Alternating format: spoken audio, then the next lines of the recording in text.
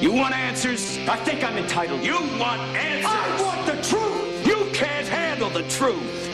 You may not be able to handle the truth, but these guys can. Welcome to the Long for Truth Show.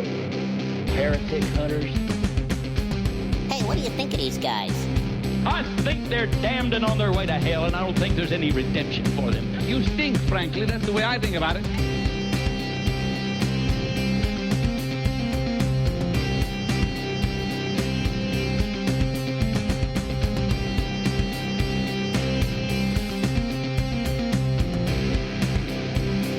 Hello and welcome to the Long for Truth Show.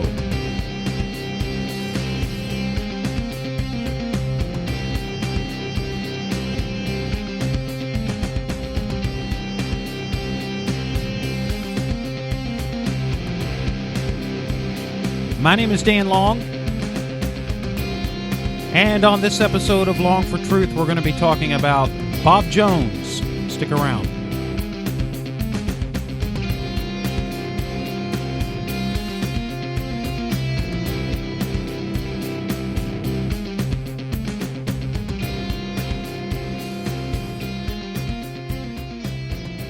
And if you're thinking I'm talking about Bob Jones from Bob Jones University, I'm not. And I know that some of you out there that listen to us that may know about Bob Jones or in Greenville, South Carolina, might be confusing that Bob Jones with with the Bob Jones we're going to be discussing here on this episode. We're actually going to be talking about the late prophet Bob Jones of the Kansas City Prophets, or formerly of the Kansas City Prophets. Bob Jones passed away on Valentine's Day of this year, and I've been wanting to do this podcast now since that happened. But as you know, it's been several weeks since we've even posted a podcast, and partly because I've been sick, and I didn't want you to hear my nasty cold, and it was a nasty one. There's a lot of that stuff going around. But I didn't want you to hear my nasty cold coming through the mic, and I've still got remnants of it, but I don't think they're noticeable anymore. But partly because of like I said, a nasty cold. Another reason is because I wanted to kind of use this podcast on Bob Jones as an intro to a series that I want to start doing, or at least for a few podcast episodes anyway. I wanted to kind of do a series on the New Apostolic Reformation. And Bob Jones, believe it or not, was a key figure in the New Apostolic Reformation. And even though he is not the founder of that, it's C. Peter Wagner is the founder of the New Apostolic Reformation. Bob Jones influenced Mike Bickle. He's been a big contributor in the New Apostolic Reformation. So that's the reason why I wanted to talk about Bob Jones. Now, I found a document on the web a couple of weeks ago, and this document was it's a 200-page document. This document was put out sometime probably May/June of 1991. And it was put out by an Assemblies of God pastor by the name of Ernest Gruen. Now, Ernest Gruen died in 2009, and this document was put out in 1991, and it's 200 pages long. And what it does is it details, just absolutely details the practices of Mike Bickle, Bob Jones. Those are the two main characters that are discussed in this document. But it also discusses Paul Cain and some others as well. But this document is just incredible. I have read the entire 200 pages. Well, I listened to the document, the 200 pages of the document while I was working. I found this app in the Apple iTunes store, and it cost about $10, but the app is called VoiceStream. And what this app allows me to do is it allows me to take any of my feeds, my blog feeds, or even website pages and PDF documents. I can put those blog articles and those PDF documents and web pages, and I can put them into an app called Pocket. So that I can, and Pocket, what that does is that allows you to read your content offline. So if you don't have, internet access other than Wi-Fi on your iPod or whatever, you can get the Pocket app and you can throw all of your content in the Pocket. Well, this other app, VoiceStream, syncs with Pocket. So once I throw anything into my Pocket app, it automatically transfers into VoiceStream. And what VoiceStream does is it reads, it's like a reader. It reads everything for you right there. Now, I know a lot of people don't like the electronic readers. I know they sound computerized, but you can actually, in this app, you can actually, you can buy different voices within the app, and they sound pretty good. They sound pretty good. You have to put up with some stuff. You have to put up with the, it doesn't do very well with abbreviations, and it will read all of the, if you have a web link, it's going to read the web link. It's going to read any length, and so there's some things that you have to deal with. But if you're like me, and you work a lot, and you just don't have time to do the kind of research that you'd like to do or the reading that you'd like to do, I was able to get you can get free books too. It connects with Gutenberg Press, and on Gutenberg Press, I got Luther's commentary to the Galatians, and it just read that beautifully to me. I mean, I was actually able to read or listen to the entire commentary of Galatians by Martin Luther. And I'm actually going through it the second time. They're just incredible stuff that you can do with this app. And I was able to listen to this entire document by Ernest Gruen on this app. 200 pages. And let me tell you something. This document is just amazing. I had no idea how warped Mike Bickle was. Now, our friend Tony Allen Kukalo of the Design of Providence podcast has done some excellent podcasts on Mike Bickle and the IHOP situation. And this is what I'm going to do. I'm going to link. I'm going to do some show notes, and I'm going to post them on the website at longfortruth.com. I'm going to post them on the website, and you can look at this. I'll post this. I'll post this document there. I'm going to also post the Design of Providence podcast links that link to Mike Bickle and IHOP, and that will tell you where Mike Bickle is right now, what he's up to right now. And Tony also reviews some sermons there from IHOP and some teachers from IHOP. But just good information there. But I had no idea. Mike Bickle, before he was with IHOP, was with Kansas City Fellowship. There's just some crazy stuff that took place during this time.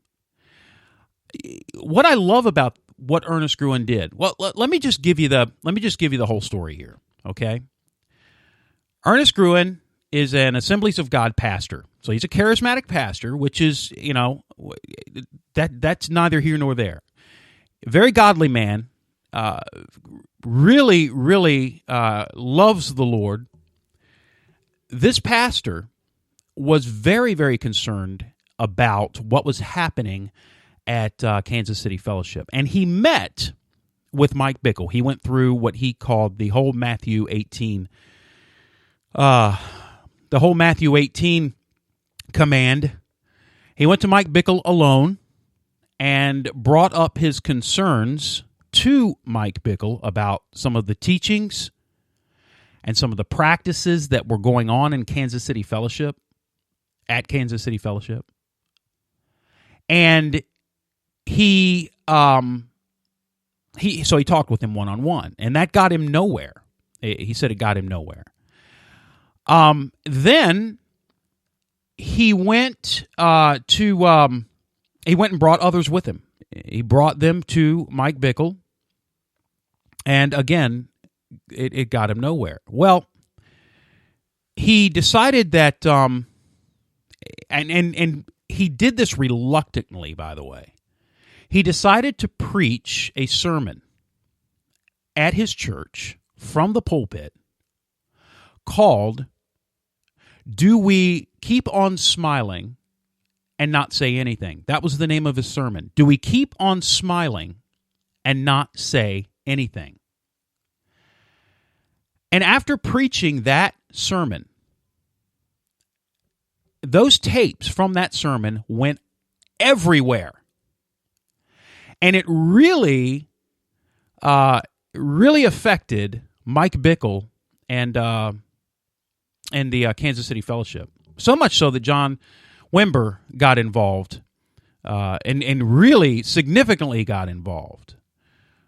But this tape went everywhere. Now, when I first heard of the sermon in this document, because this document mentions the sermon several times, not by Ernest Gruen himself so much, but he has testimonies, and he has pastors that have given him permission to post their letters in this document, giving him information about what the Kansas City prophets did when they came to these churches. So we have, in this document, we have letters from pastors of other churches, Assemblies of God churches, and they are giving Pastor Gruen information about some false prophecies and things from the Kansas City prophets and how their churches got involved with Kansas City Fellowship.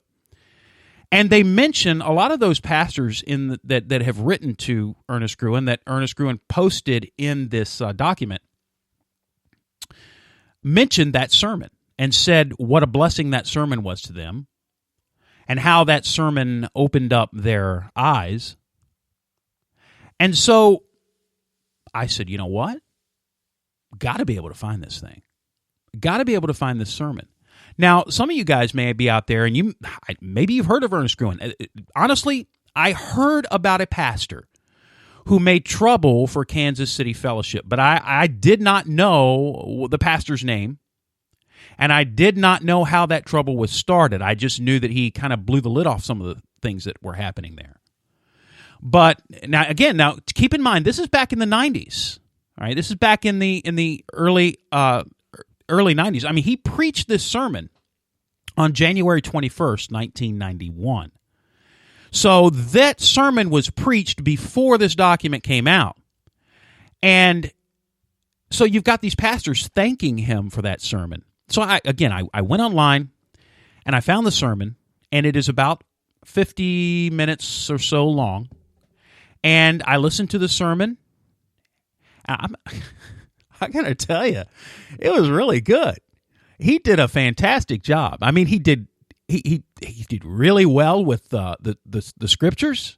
He really, you could tell as he was preaching that he wasn't. It wasn't like he was on a heresy hunt. He was very, very gracious. He was very, very kind, but he laid out what the Kansas City prophets were doing and what they were teaching.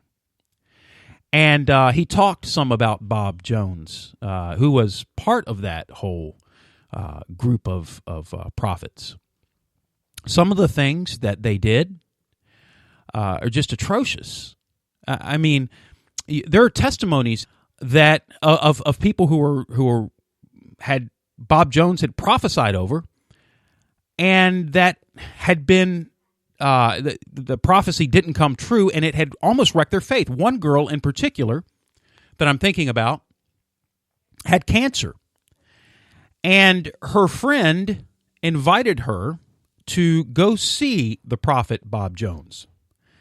So she goes to this meeting, and Bob Jones prophesies over her and tells her within 3 months she's going to be healed. Well, 3 months go by. Just to give you a little detail, a few details about the prophecy. Now, he had taken her hands while he was prophesying over her, and he was squeezing her hands, she said.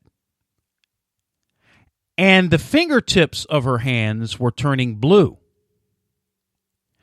And she was very, very uncomfortable, and Bob Jones told those that were around, including her, I guess it was in a congregation, that the reason why her fingertips were turning blue is because she was receiving the anointing of the Holy Spirit. So it was the anointing that was causing her fingers to grow blue. And I was thinking, no, it was you squeezing her fingers. That's why they were turning blue. But anyway, so 3 months she was going to be healed within 3 months, and that God was going to use her in a great and mighty way. Well, she doesn't get healed from the cancer.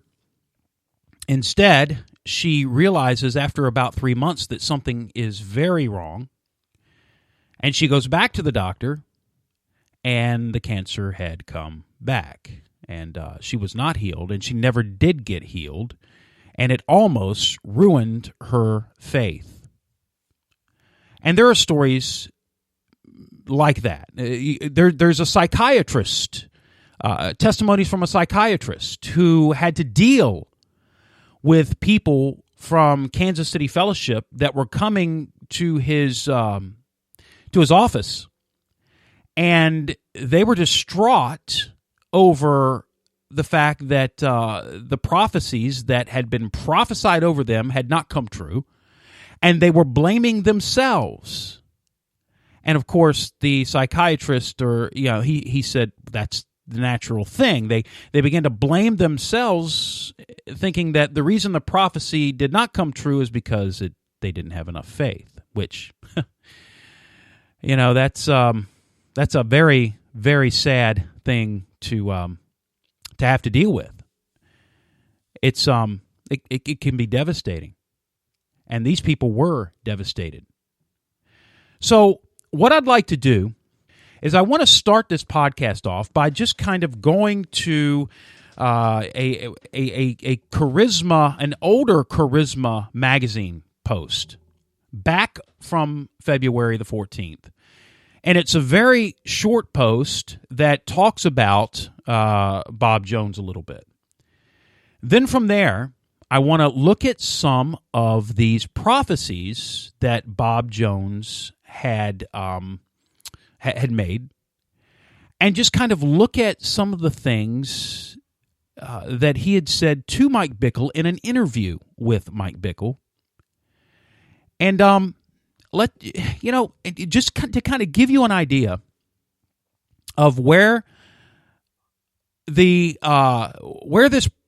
man Bob Jones came from, what he was all about, the influence that he had on Mike Bickle and the whole teaching there at Kansas City Fellowship, and how that has kind of, those teachings have kind of made their way into the teachings of the New Apostolic Reformation. Now, some of the stuff that the New Apostolic Reformation teaches, some of the teachings are not just from Bob Jones. They come out of the old Latter Rain movement from William Branham and they're just blatantly false, bad theology, heretical theology, and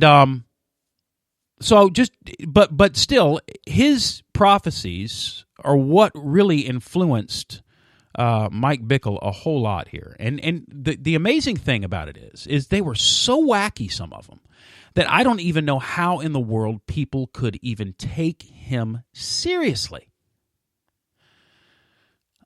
Some of these prophecies were just ridiculous. And I tell you, he was so bad and some of the stuff was so goofy that when other pastors would go to Mike Bickle with their concerns about Bob Jones, Bickle would in private tell them, Bob's kind of got us in some trouble. So we just kind of put him to the back burner. We don't really take what he says seriously anymore. So he would say that to satisfy the pastors that would come to him and the people that would come to him with their concerns about Bob Jones.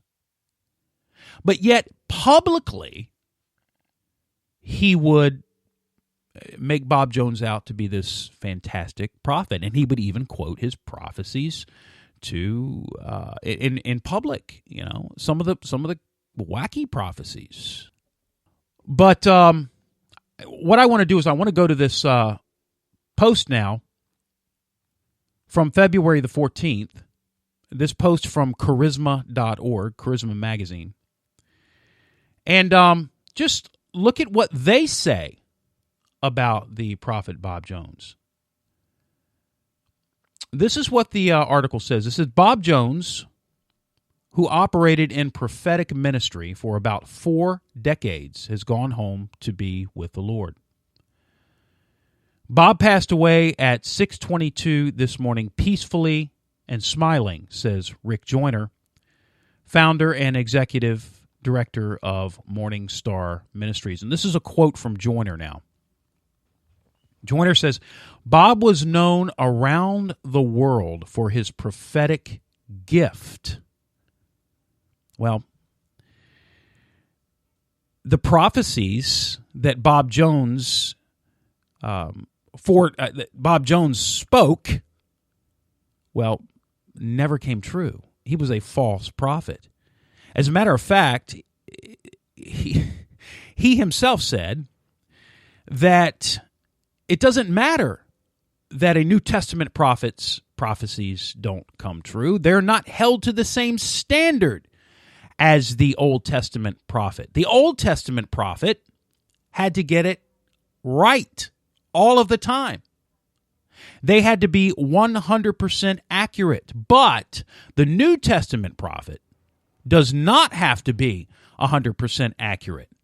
He doesn't even have to be 50% accurate. And the reason why is because God told Bob Jones that. Okay? Woo, we're going around in circles here, right? Bob Jones said that God told him, if all of your prophecies were correct all of the time, well, we'd have a whole Ananias and Sapphira incident all over the church. We'd have that going on everywhere, all over the church. Because there'd be 100%, there'd have to be 100% accountability. So God says, I can't let all of your prophecies come true 100% of the time. So Bob Jones was a false prophet according to Scripture. Because God don't change. He does not change.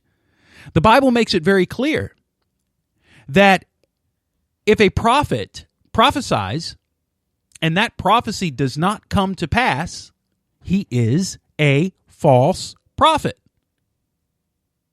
And God also told the Israelites in Deuteronomy that even if a prophet prophesies and his prophecy comes to pass, and then he entices you to go after other gods, do not listen to him.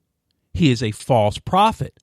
The Lord has left him there to test you to see whether you would obey his word or not. So even if Bob Jones got some of his prophecies right, he was still a false prophet because, number one, he wasn't 100% accurate, and number two, because he taught false doctrine, heretical doctrine. So there is absolutely no way that Bob Jones even could have been a genuine prophet. But we'll go on with this quote from Rick Joyner. He says, but he was also the greatest lover of God and people. No, he wasn't. I'm sorry. I'm not trying to be a jerk. I'm really not trying to be a jerk. And maybe he was sincere. I'm not saying he wasn't sincere. I don't know the heart of Bob Jones, and I don't know the state of Bob Jones before he passed away. I don't know if he repented of his false prophecies or not. But giving false prophecy to people, not thinking of the consequences that he may have had on those people, shows that he does not love people and that he does not love God. If he doesn't love the brethren, he doesn't love God. John makes that very clear in 1 John. So how can a man who constantly spewed out false doctrine, spewed out false prophecies, how can that man honestly say that he loved God? And how, and I understand this is a nice post because Bob Jones passed away on the 14th of February. And they're, what are they going to do? They're going to be negative there? But the point is, the fact is, Bob Jones really, he couldn't have been a lover of God. He may have been sincere. He may have had sincerity when he made those prophecies. But he was prophesying from his own heart. Or he was prophesying from a false spirit, another spirit. And it was demonic activity that was involved in the life of Bob Jones, which does not surprise me because Bob Jones himself, in his own testimony, said that before he became a prophet, he regularly spoke to demons and said that he was demon-possessed. And I don't know if we're going to get to that when we look at the document or not. We may. But in that document that Ernest Gruen put out, when we get to the part on Bob Jones, it kind of gives Bob Jones' life a little bit and his his acts that he did before he was supposedly called by God to be a prophet. Of course, he was called as a little boy supposedly, and we're going to see that in a moment. But the thing is that Bob Jones' prophecies were either from his own heart or it was demonic activity. But it said he was a lover of God and people. It says it seems fitting that he would pass on a day that celebrates love. That's the end of the quote from Rick Joyner. According to Jones's website, and here's the part I was just telling you about when he was called by an angel when he was a little boy. According to Jones's website, when he was only 7 years old, and walking on a dirt road in Arkansas, the archangel Gabriel appeared to him. Now, see, this is so ironic because, well, let me finish this and we'll talk about that in a moment. The archangel Gabriel appeared to him on a white horse and blew a double silver trumpet in his face. Gabriel then threw an old bullskin mantle at Bob's feet. Okay, now here's what this is amazing to me because isn't it ironic that the false prophets, those like men like Joseph Smith, who had seen the angel Moroni, Muhammad, who had allegedly seen an angel, and it seems like the weirdest self-proclaimed prophets and false teachers, well, they wouldn't call themselves false teachers, but these self-proclaimed prophets and even these false teachers have that in common. It's always like an angel or something, isn't it?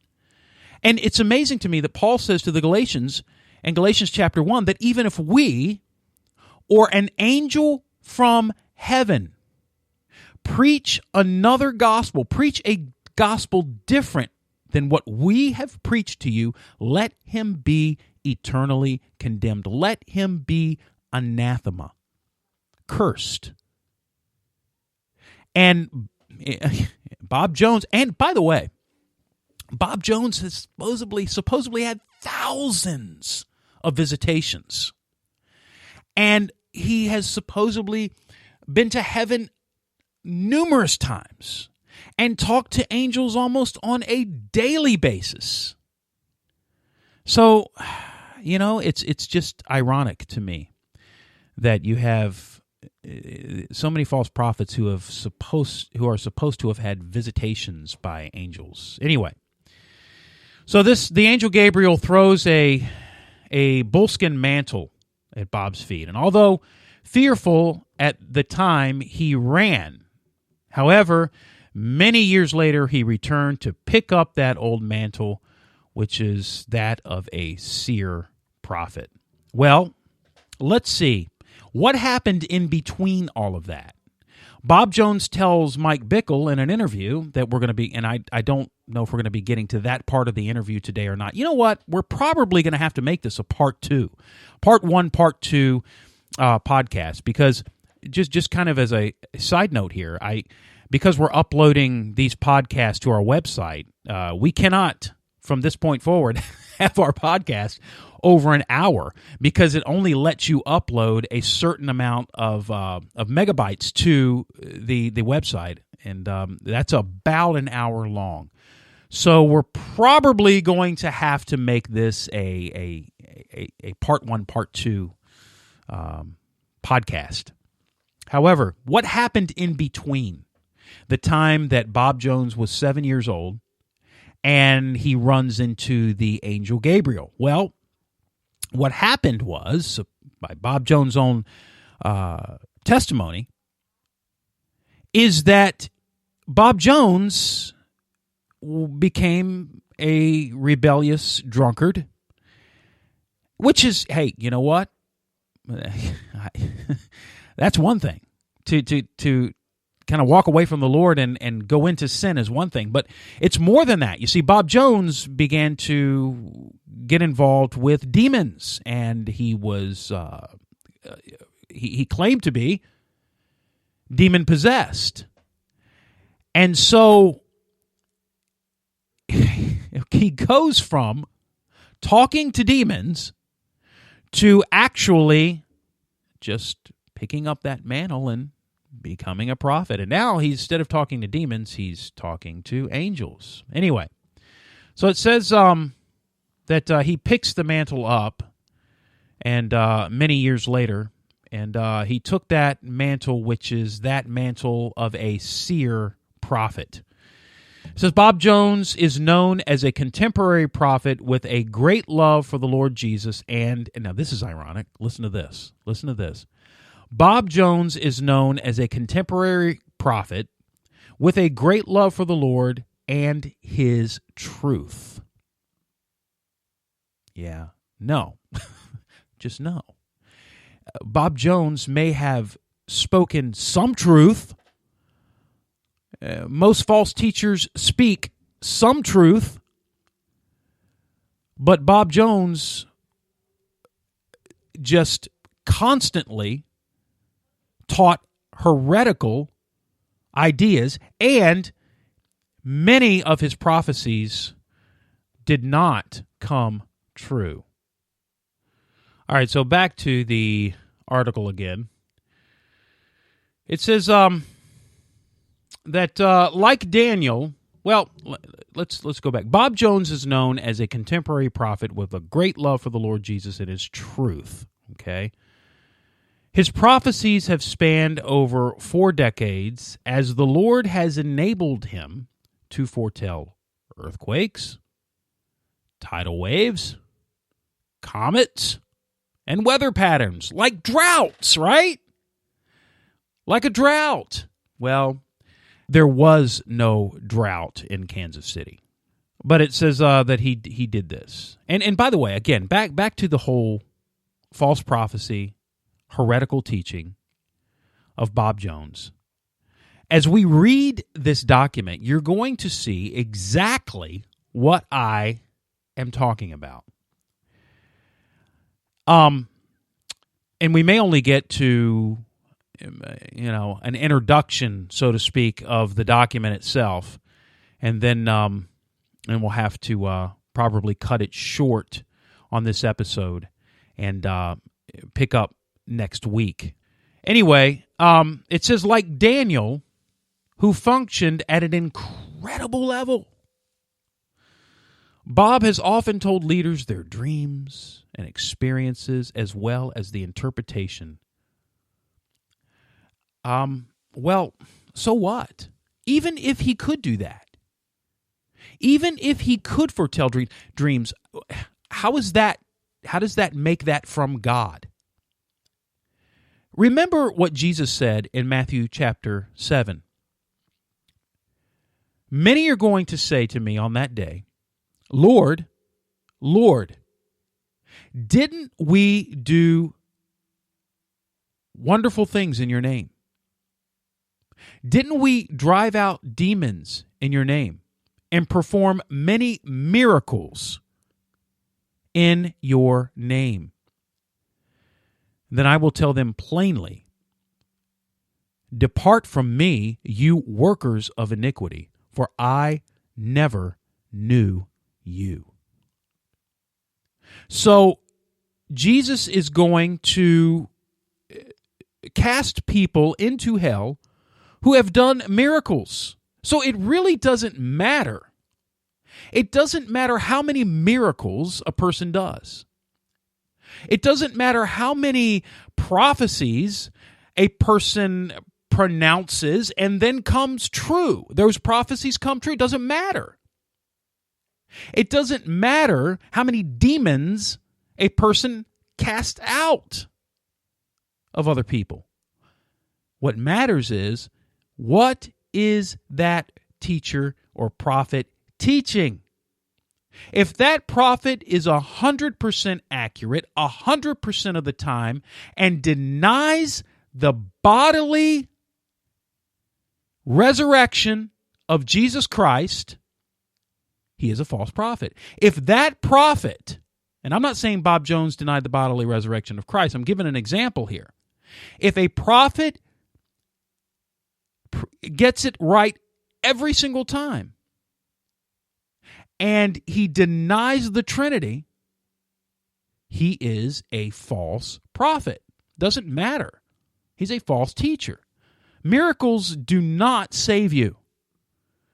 Miracles do not make you a godly man or woman, a man that loves Jesus Christ. They don't save you.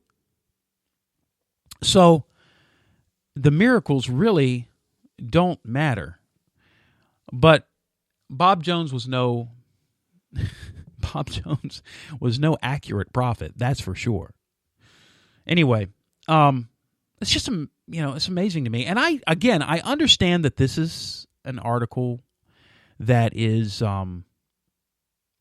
supposed to be, Bob Jones just passed away, and you're supposed to be kind and you're supposed to be nice.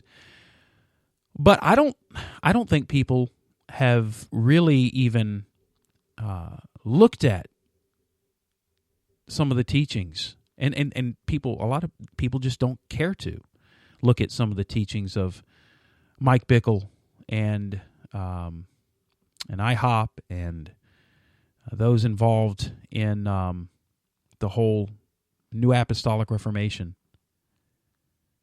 Rick Joyner, C. Peter Wagner, or any of those guys that are out there preaching. I actually listened to a sermon the other day by one of the big boys in the New Apostolic Reformation, Lou Engle. And Louis Engle actually talked about Christians taking the Nazirite vow. Yeah, Christians needed to take the Nazirite vow. What is that doing? That is putting people back under the law. And what does Paul say about that? Paul says that is heresy. Christ has fulfilled the law. You don't put people back under the law. But these kinds of teachings they're all over the place. And especially coming from those who are involved in the whole charismatic movement. I'm not saying every charismatic pastor taught that. Certainly, Ernest Gruen did not. He was part of the Assemblies of God churches back in the 90s. And I listened to his sermon, and it was fantastic. Now, it had some things I wouldn't agree with. He said some things at the end of the sermon about people coming down and getting prayed over for healing, but prayed over for healing, not letting me put my hands upon you and slay you in the spirit, or, do something like that. So, I understand that not all charismatics are like that, but I tell you, I hate to say this, but the majority of them are. Not just charismatics, but now you've got even those people that we thought were Orthodox, somewhat anyway, aligning up with these false teachers like Francis Chan. And by the way, if you want to hear a good podcast again, and I'm going to put that link too, I think on the website, the link that Tony did on the Design of Providence podcast about Francis Chan and his involvement there at IHOP and preaching there at IHOP and saying he loved Mike Bickle. Oh my goodness! It's like, where are these guys come? What are they doing? What are they doing? I'm a nobody. Honestly, I am a nobody. I'm a Sunday school teacher in my church. I do some open air preaching. I'm involved in a homeless ministry.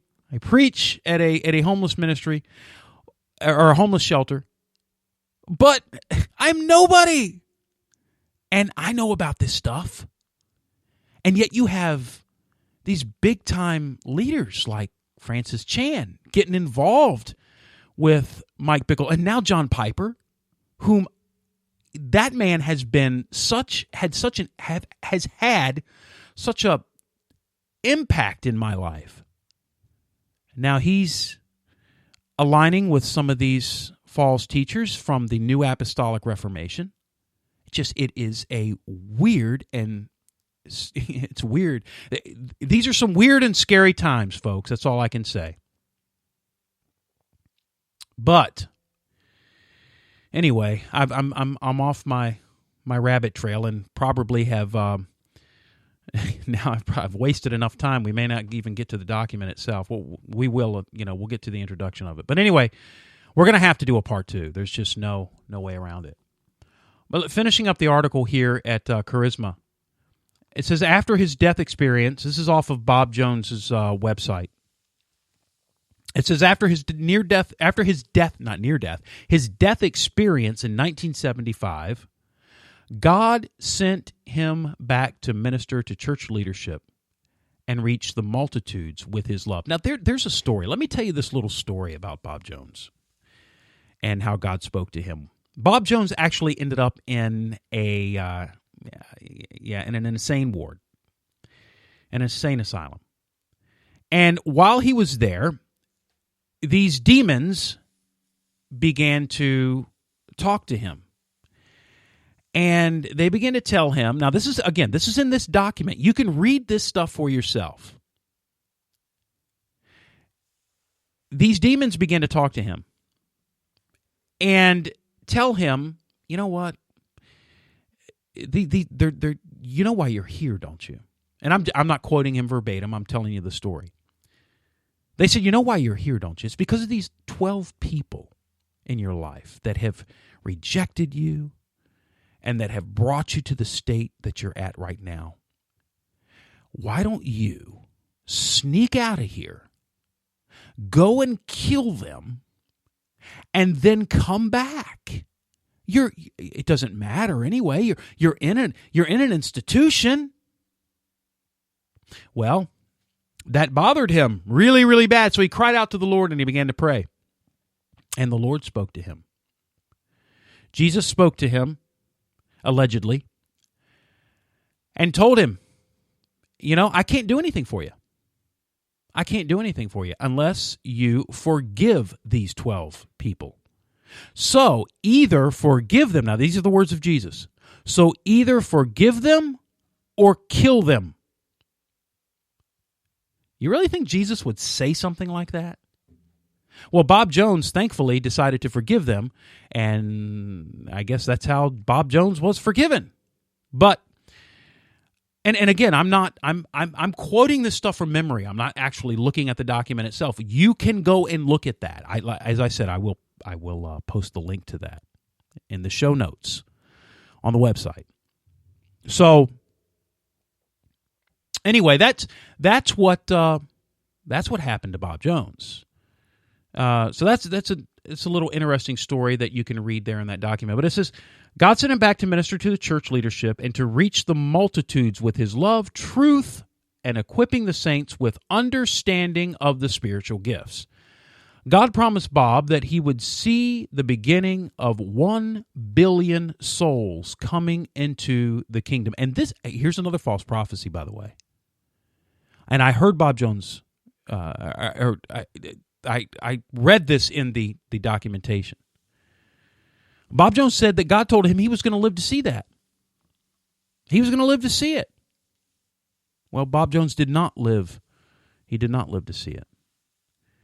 God promised Bob that he would see the beginning of 1 billion souls coming into the kingdom in one great wave of the end time harvest. And that, as we will explain and get into the details of the New Apostolic Reformation, is what they believe. There will be this great end-time harvest, this Joel's army, or manifest sons of God, or whatever you want to call it, that's going to rise up. And by the way, that's why, in case you don't know this, that's why all these youth stadiums are getting filled up, don't you know? You have Bill Johnson, and we've done a podcast on Bill Johnson and Jesus culture. Bill Johnson, the pastor of Bethel Church in Redding, California, is part of the New Apostolic Reformation. And he also was a fan of Bob Jones. And Jesus culture comes out of Bethel Church. And their goal is to get these young people in these stadiums. And they believe that what will usher in the return of Christ is their praise and their worship. And again, we'll be talking about that as we move forward. But their praise and their worship, the more they praise, the more they sing, the more feverish they get in their worship.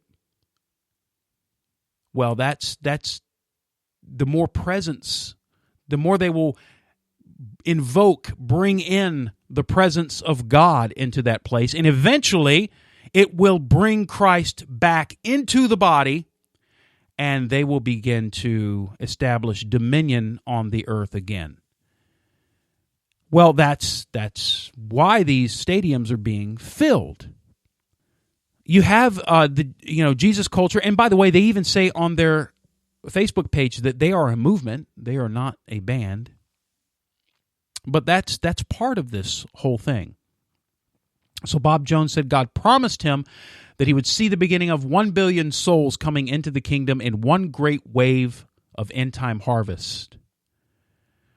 And then the article ends with Bob moves with a clear revelatory gifting accompanied by gifts of healing and miracles. No. Bob Jones never healed anyone. And you know what kills me too, just kind of as a side note, about these faith healers. These word faith healers. Word of faith healers, prosperity gospel healers, these charismatic healers that claim to have this gift of healing. Why don't they go and lay their hands on the little children? Because what does the Bible say? You have faith as a little child, you can be healed. If see, what they say is that, well, people, the reason why people don't get healed is because they don't have enough faith. Well, why don't you go to the hospitals where the little babies are, the little children are, and lay your hands on the little children and heal them? Those who are suffering in the cancer wards, in the hospitals, the Children's Hospital, the King's Daughters down there in Norfolk, Virginia, or somewhere like that, and lay your hands on them and heal them. But they don't do that because they can't do that. The healing gifts that they have are not true healing gifts. Anyway, we're done with the article here.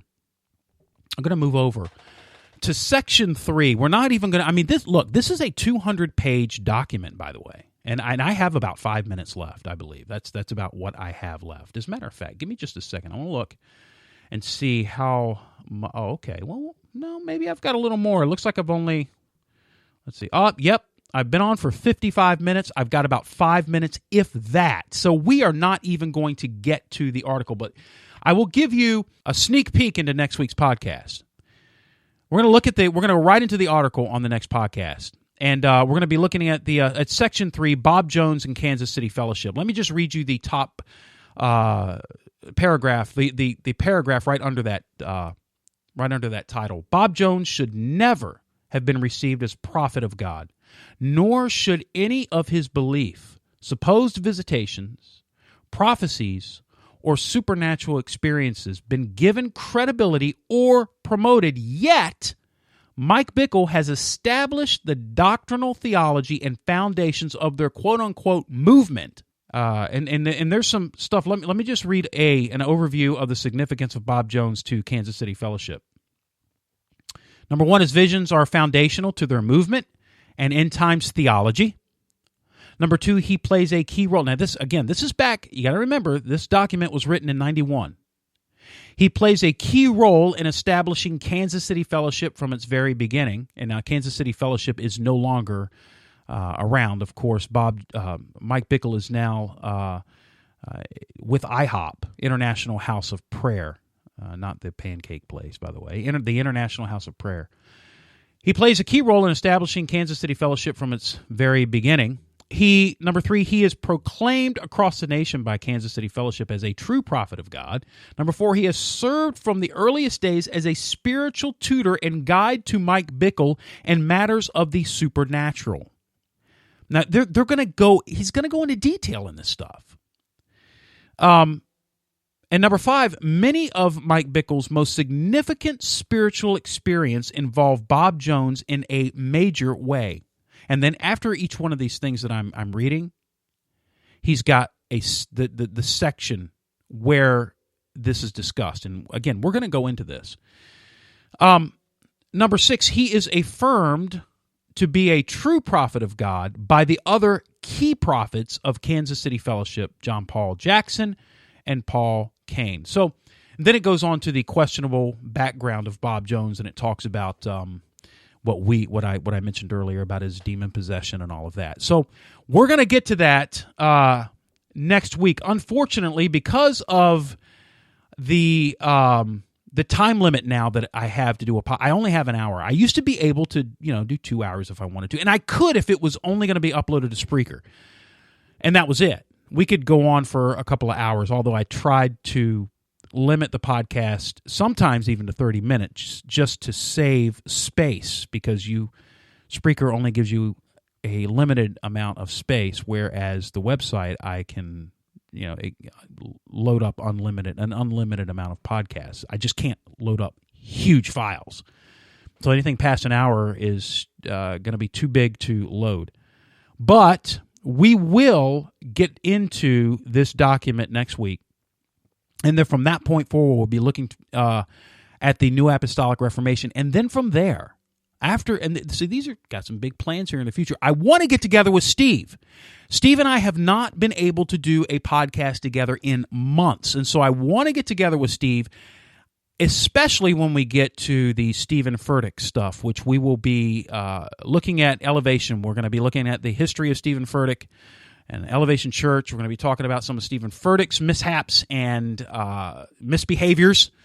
And we're going to be going through a series about Elevation Church. So that is it. That is what is up and coming at Long for Truth. Hope you were edified by this podcast. Hope you were informed by this podcast. Any questions or comments, you can email us at longfortruth@gmail.com. And you can find us on our website at longfortruth.com. See you next week.